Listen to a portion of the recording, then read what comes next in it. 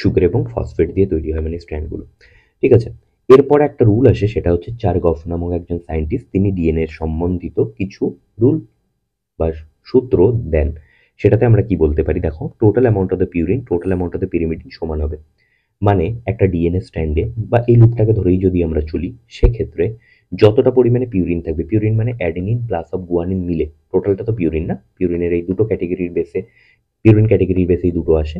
তার মানে একটা ডিএনএ তে, আমরা এখানে লুপ ধরে চলছি কিন্তু ওভারঅল কমপ্লিট ডিএনএর কথাই বলছি এখানে, একটা ডিএনএ তে যতটা অ্যাডেনিন প্লাস অফ গুয়ানিনের কম্বিনেশন টোটাল পরিমাণ যতটা থাকবে, ততটাই ঠিক থিয়ামিন প্লাস অফ সাইটোসিনেরটাও থাকবে। ওকে, আর এরা অ্যাডেনিনটা সবসময় থিয়ামিনের সাথে বন্ড তৈরি করে, গুয়ানিনটা সবসময় সাইটোসিনের সাথে বন্ড তৈরি করে।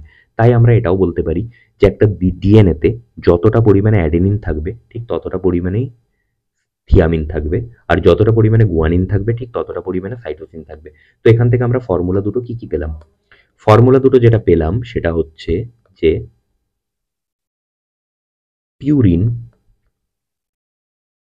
অ্যামাউন্ট ইকুয়ালস পিরিমিডিন অ্যামাউন্ট একটা ডিএনএর ক্ষেত্রে।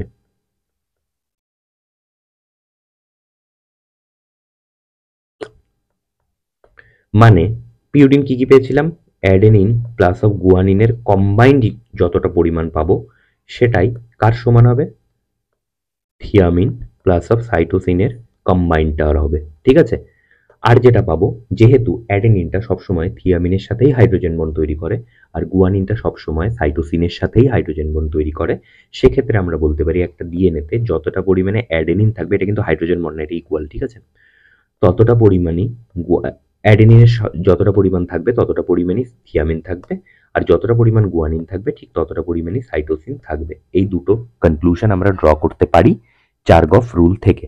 আচ্ছা, চারগফ রুল আরো একটা কথা বলে, সেটা কি? সেটা হচ্ছে যে এই পিউরিন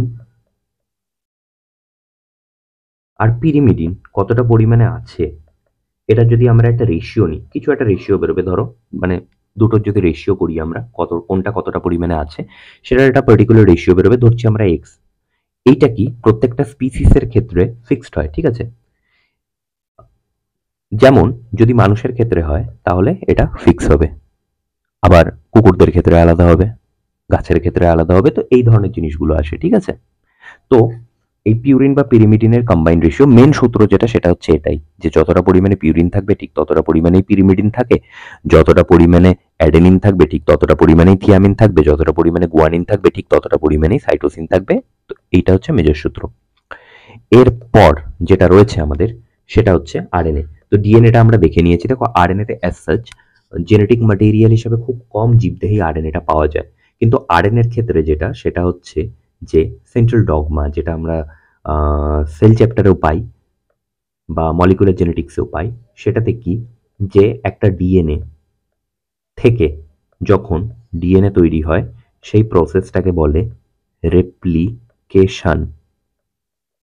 ডিএনএ থেকে ডিএনএ তৈরি, ঠিক আছে? এরপরে একটা ডিএনএ যখন আরএনএ তৈরি করে সেই প্রসেসটাকে কি বলে, ট্রান্সক্রিপশন। আর যখন একটা আরএনএ যখন প্রোটিন তৈরি করে তখন সেই প্রসেসটাকে বলে ট্রান্সলেশন। ওকে, এবার প্রত্যেকটা জীবই এই আরএনএ থেকে প্রোটিন তৈরি মানে ট্রান্সলেশন, এই ট্রান্সলেশন প্রসেসটা কমপ্লিট করেই নিজের জেনেটিক ক্যারেক্টারকে শো করতে পারে। মানে আমি আমার জেনেটিক ক্যারেক্টারকে শো করতে গেলে আমাকে সেই ক্যারেক্টার অনুযায়ী একটা প্রোটিনের সংশ্লেষণ করতে লাগবে, সেটা থেকেই আমি আমার জেনেটিক ক্যারেক্টারটাকে শো করতে পারবো। তো জেনেটিক ম্যাটেরিয়াল হিসাবে মোস্টলি অর্গানিজমের ক্ষেত্রে আমরা ডিএনএ কে পেয়ে থাকলেও এই প্রোটিন সিনথেসাইজের বা এই ট্রান্সলেশনের যে মেকানিজমটা রয়েছে সেটা আরএনএ থেকেই হয়ে থাকে।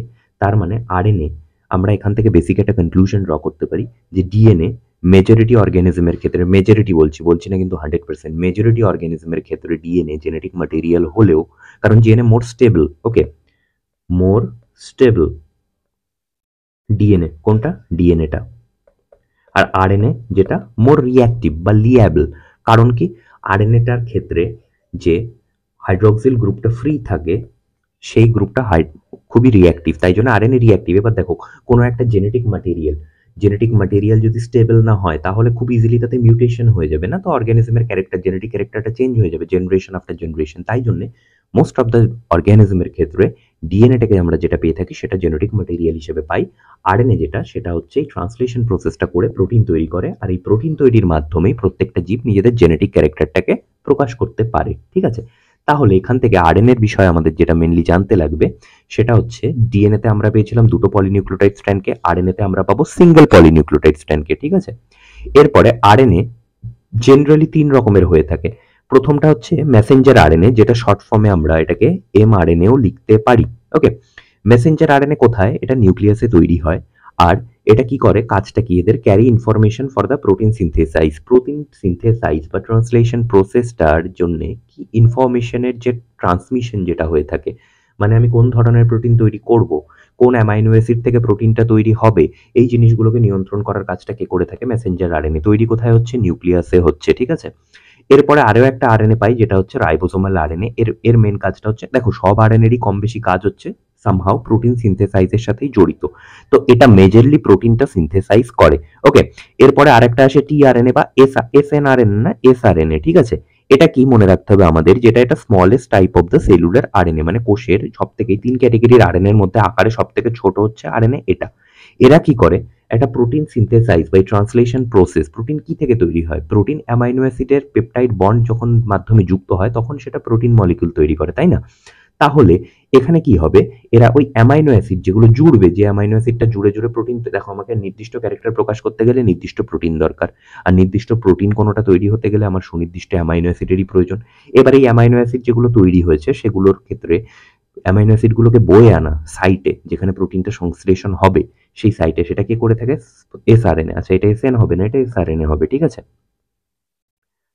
বা টিআরএনএও বলা হয়।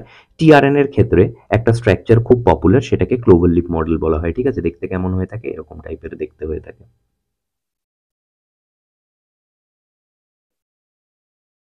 এরকম টাইপের একটা ক্লোভার লিপ মডেলের দেখতে হয়ে থাকে টিআরএনএটা। প্রপোজ কে করেছিল? রবার্ট হলি করেছিল 1964-এ। ঠিক আছে, এটা ইম্পর্টেন্ট যে টিআরএনএর গঠনটার মোস্ট পপুলার সায়েন্টিফিক মডেলটা কি, যেমন ডিএনএ এর ক্ষেত্রে আমরা পেলাম Watson cricket double helix model. ঠিক আছে, নামটাও ইম্পর্টেন্ট, ডাবল হেলিক্স মডেল। ওকে, টিআরএনএ এর ক্ষেত্রে যেটা পাবো সেটা হচ্ছে ক্লোভার লিফ মডেল। ঠিক আছে, এটা থেকে রবার্ট হলি এটাকে প্রপোজ করেছিল। এবার এই পয়েন্টটা আমি অলরেডি বলে দিয়েছি যে ডিএনএ আরএনএ এর মধ্যে কম্পিটিশন যদি আমরা দেখি, মানে পার্থক্যটা যদি দেখি আমরা, প্রথম তো DNA double stranded, RNA single stranded. DNA major genetic material of organism, মানে মেজরিটি অফ দ্য অর্গানিজমের ক্ষেত্রে ডিএনএটাকেই আমরা জেনেটিক ম্যাটেরিয়াল হিসেবে পেয়ে থাকি। আরএনএ মোর রিঅ্যাক্টিভ, কারণ কি, আরএনএ এর ক্ষেত্রে 2' এন্ডে যেই ওই হাইড্রক্সিল গ্রুপটা রয়েছে সেটা হাইলি রিঅ্যাক্টিভ। যখন রিঅ্যাক্ট করবে, বেশি রিঅ্যাক্টিভ মানে লেস স্টেবল, আর লেস স্টেবল হলে কি হবে, জেনেটিক ক্যারেক্টার হওয়াটার জন্য সমস্যাটা কোথায়, সেটা মিউটেশন হয়ে প্রত্যেক জেনারেশনে অর্গানিজমের ক্যারেক্টারে, জেনেটিক ক্যারেক্টারে চেঞ্জ আসবে। দেখো প্রত্যেক জেনেটিক ক্যারেক্টার চেঞ্জ আসা উচিত, কিন্তু ঘটনাটা হচ্ছে বড্ড বেশি ফ্রিকোয়েন্ট হয়ে যাবে এটা, আর এটাকে আনকন্ট্রোলড হয়ে যাবে। তো সেই হিসাবে আরএনএটা এত রিঅ্যাক্টিভ হওয়ার জন্য আরএনএটা মেজরিটি অর্গানিজমের ক্ষেত্রে জেনেটিক ম্যাটেরিয়াল হিসেবে ট্রিট হয় না। কিসে হয়? হেল্পটা করে ট্রান্সলেশনে, যেটা প্রোটিন সিনথেসাইজ, মানে একটা অর্গানিজমের ক্ষেত্রে জেনেটিক ম্যাটেরিয়াল ডিএনএ হলেও তার ক্ষেত্রে তার জেনেটিক ক্যারেক্টারটা প্রকাশ করার জন্য যে হেল্পটা, যে প্রসেস মাধ্যমে হয় সেটা হচ্ছে ট্রান্সলেশন, মানে প্রোটিন তৈরি, আর এটা হেল্প করে আরএনএটা। ঠিক আছে, এরপরে দেখো কি বলেছে, আরএনএ জেনেটিক ম্যাটেরিয়াল কোথায় কোথায় দেখা যায়? খুব লিমিটেড কয়েকটা অপশন আছে আমাদের কাছে, যে যাদের ক্ষেত্রে আরএনএটাকেও আমরা জেনেটিক ম্যাটেরিয়াল হিসেবে পাই। টোবাকো মোজাইক ভাইরাস ভীষণ পপুলার একটা virus are well known virus. ঠিক আছে, এটা টিএমভি বলা হয়। কিউবি ব্যাকটেরিওফেজ, মানে ফেজ ভাইরাসের ক্ষেত্রে দেখা যায় রিও ভাইরাস অ্যান্ড রেট্রোভাইরাস। রেট্রোভাইরাসের নামটা, রেট্রোভাইরাসটা হচ্ছে এইচআইভি ভাইরাস, রিভার্স ট্রান্সক্রিপ্টেজ, এটাতে এনজাইমটা থাকে, তো রেট্রোভাইরাস। এই 4টে ভাইরাসের ক্ষেত্রে আমরা আরএনএটাকে জেনেটিক ম্যাটেরিয়াল হিসাবে পাই। এক্ষেত্রে ডিএনএ জেনেটিক ম্যাটেরিয়াল নয়। ঠিক আছে, মেজরিটি অর্গানিজমের ক্ষেত্রে DNA genetic material. Function of RNA, coding amino acid, মানে অ্যামাইনো অ্যাসিড, প্রথমে একটা অ্যামাইনো অ্যাসিড আছে, ধরো 4টে অ্যামাইনো অ্যাসিড আছে, আমার কোনো একটা নির্দিষ্ট ক্যারেক্টারকে প্রকাশ করতে হবে, তার জন্য আমার একটা প্রোটিন লাগবে নির্দিষ্ট। এবার এই প্রোটিনটা তৈরির জন্য ধরে নিচ্ছি আমরা এখানে 4টে অ্যামাইনো অ্যাসিডকে দরকার। আরএনএ কি করবে, প্রথমে অ্যামাইনো অ্যাসিডকে চুজ করবে যে এই প্রোটিনটা বানাতে আমার কোন কোন অ্যামাইনো অ্যাসিডকে লাগবে। এবার সেটাকে যেখানে সিনথেসাইজ হবে, ট্রান্সলেশনের প্রসেস যেখানে হবে, সেখানে অ্যামাইনো অ্যাসিড এটাকে বয়ে আনবে, বয়ে এনে কোড করবে, কোডিংটাই মানে হচ্ছে আমাদের সেখান থেকে প্রোটিন তৈরি, আর যখন প্রোটিন তৈরি হয়ে যাবে তখন অর্গানিজম একটা নির্দিষ্ট জেনেটিক ক্যারেক্টারকে এক্সপ্রেস করতে পারবে, ঠিক আছে? তো আরএনএর কাজটা এটা, যে coding amino acid, translate them into the protein and express the genetic character. কি প্রসেস? ট্রান্সলেশন প্রসেসের মাধ্যমে, ঠিক আছে? তো আমরা এখানে ইন ডিটেইল নিউক্লিক অ্যাসিডে যত রকম জিনিস হতে পারে আমরা প্রত্যেকটা জিনিস পড়েছি। আমি আশা করছি তোমাদের লেকচারটা ভালো লাগলো আর তোমাদের সাফিসিয়েন্ট পরিমাণ আন্ডারস্ট্যান্ডিং ডেভেলপ হলো।